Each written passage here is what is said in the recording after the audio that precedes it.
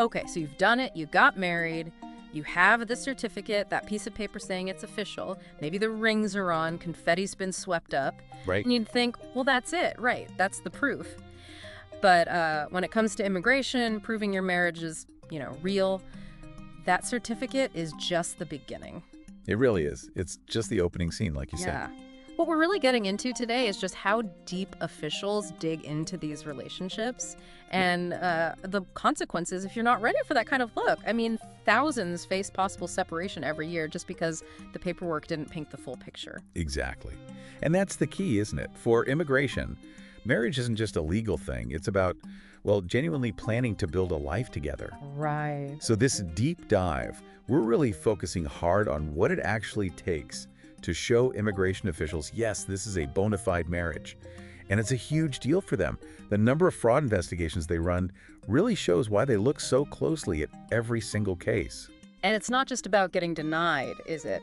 Stakes are higher. There could be legal trouble if they suspect fraud. Absolutely. But here's the thing that gets me. Even couples who are totally legit, madly in love, planning forever, they can hit major roadblocks if they just don't grasp what evidence is needed or how to present their story properly. Couldn't agree more. So that's what we'll unpack. We'll look at, how these officers think, what evidence really works, those common red flags that make them suspicious, and why being super prepared, especially for that interview, is just so crucial.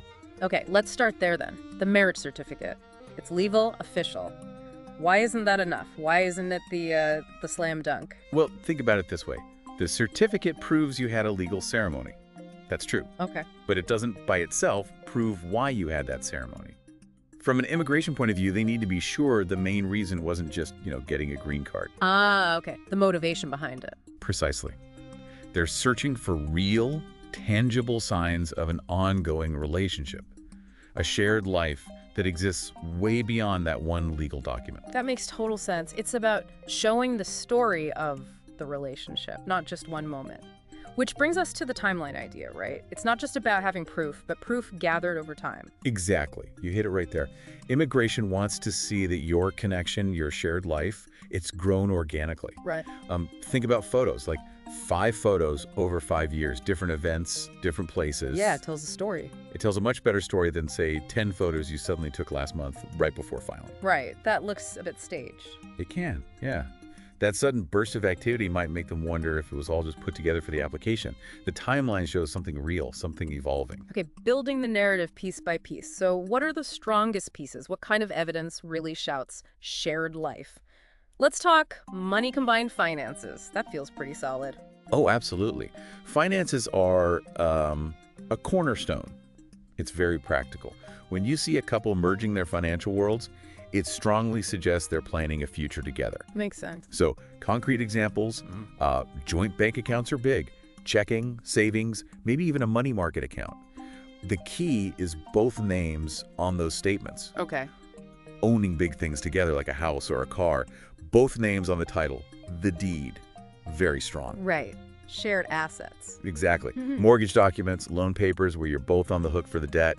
Joint credit cards showing you spend together, joint insurance car, health, home insurance, even things like life insurance policies where you've named each other as a beneficiary. That speaks volumes about long-term plans. Wow, okay. So it's really about showing that financial intertwining. What about the place you live? Cohabitation seems like a pretty obvious sign of marriage, doesn't it? Definitely. Generally, immigration expects married couples to live together, so showing that is really important. What works best there? Strong evidence would be things like a joint lease or mortgage agreement.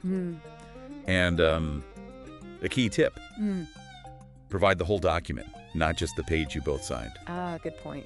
Details matter. They really do. Utility bills are great: gas, electric, water with both names at the same address. Property deeds if you own. Even driver's licenses showing the same address.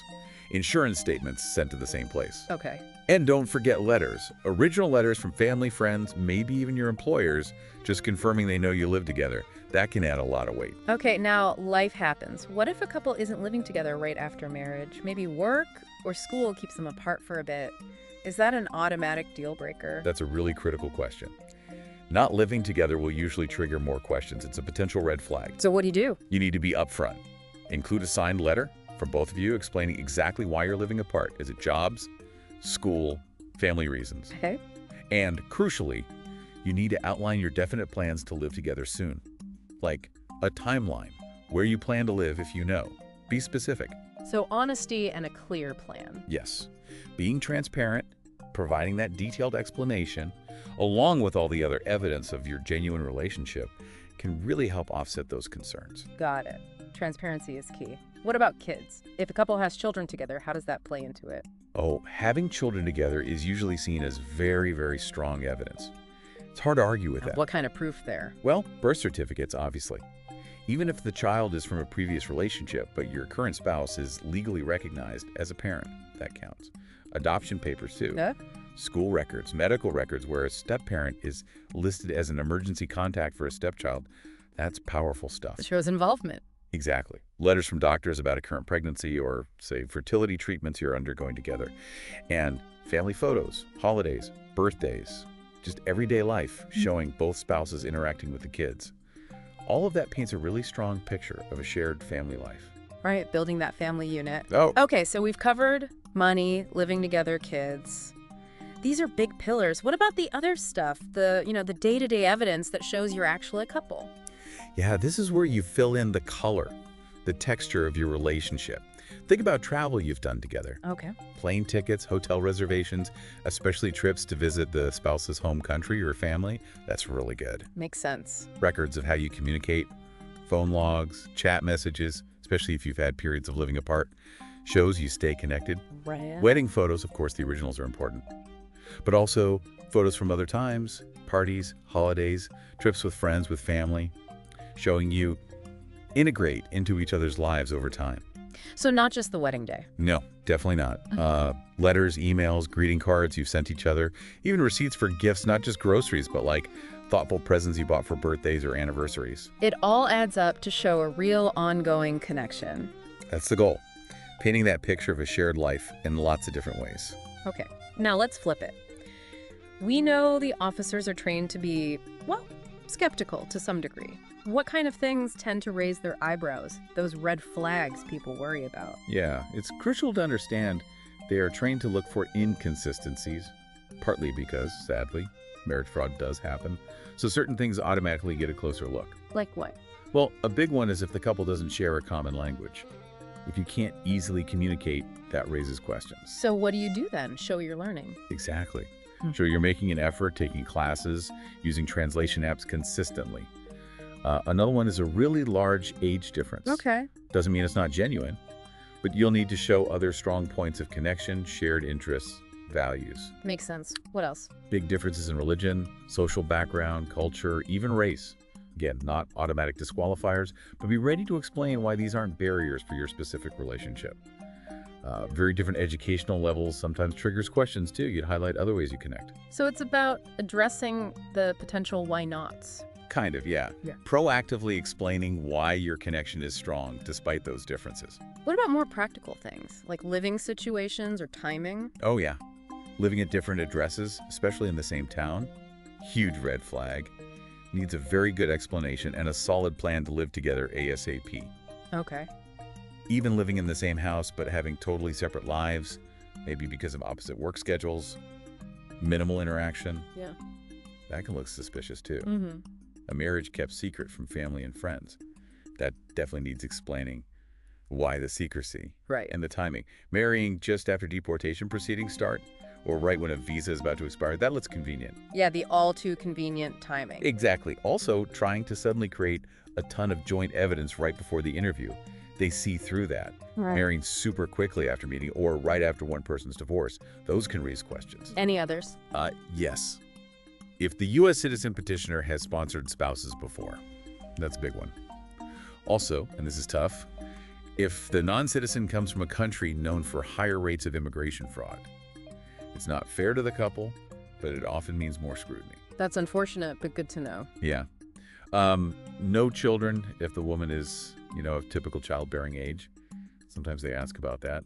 If there are medical reasons, like infertility, having proof helps. Okay. Also, if the U.S. petitioner seems very impoverished, or if either spouse has a history of crimes, especially anything involving fraud or dishonesty, that definitely triggers alarm bells. Wow, that's a lot of potential pitfalls. It really sounds like they're trying to piece together a consistent story and looking for anything that doesn't quite fit. That's a good way to put it. Consistency is key. And all this preparation, all this evidence, it leads up to the marriage green card interview, right? What's that like? Right. The interview is often the deciding moment. There are two main scenarios.